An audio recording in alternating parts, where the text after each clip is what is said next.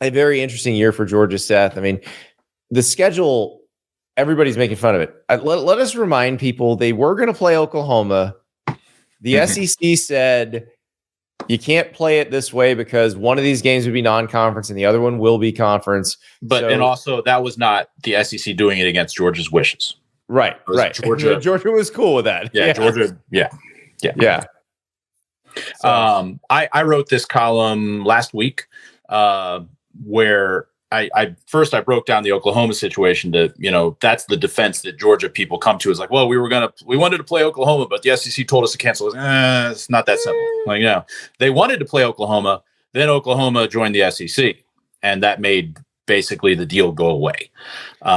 It would have been weird to have one of the games as a non-conference and the other one a conference. And you couldn't do it. I mean, it was going to become a guarantee game. And the argument could be made that maybe Georgia should have done that. And they said, all right, we're going to go play at Oklahoma. Give us $2 million. Some people said, well, they should have done a neutral Georgia's site, rate. What is Georgia's rate as a guarantee opponent? That would be funny. Like, yeah. Because I think it's like $7 million. If you want us to come to your place, you pay us $7 million and take money. Yeah.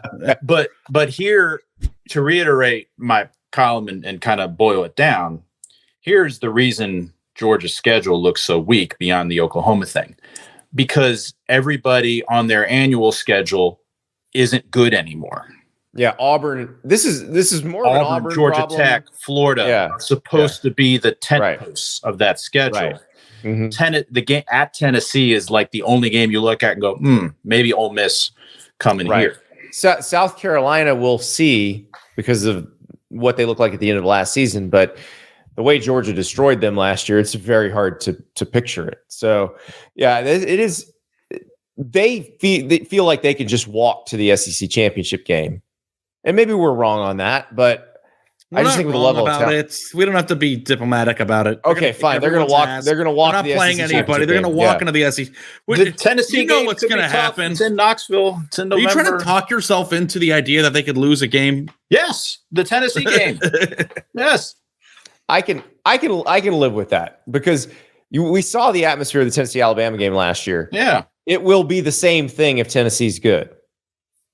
So it will be very similar to that. And I'm still driving the Joe Milton hype train because of the Orange Bowl. So I don't know that they'll have the receivers they had last year, but right.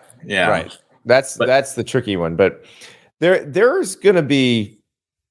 probably will be some challenge for like the Missouri game last year. Like nobody called that, and they got challenged. So I do hope somebody can challenge them and make it interesting, because I think the West is going to be very interesting in this final year of SEC divisions, and then we'll see what happens and how it all shakes out differently. Because like Seth, when we talk to the Big Ten writers, we talk about how different the Big Ten will be as a divisionless entity.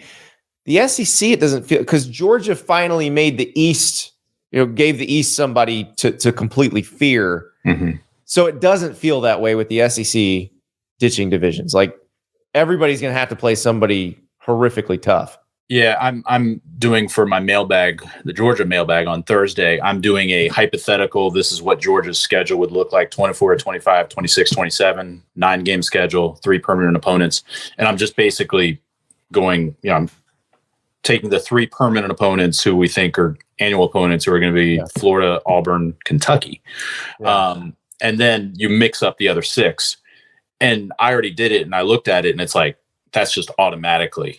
Yeah. It's just going to be every one of those years puts this year's Georgia conference schedule to shame, which again, Georgia's own conference schedule isn't its own fault. Well, and here's the thing, probably not a thing Kirby Smart wants to deal with, but if you're a Georgia fan who's been buying season tickets, you're like, thank God. Look at all these teams that are going to come to Sanford Stadium now. I mean, God love Vanderbilt, Missouri, Kentucky, and South Carolina, but those were 4 guaranteed opponents every year. 2 of those 4 guaranteed home opponents every year. If the West rotating team wasn't good, then, and then maybe that was a year you only had 3 home games because of the Florida game in Jacksonville. I mean, but it's automatically going to be better now. Yeah. Well, I cannot wait to see that when it starts. But Georgia can say thanks for an easy year with one more year of divisions.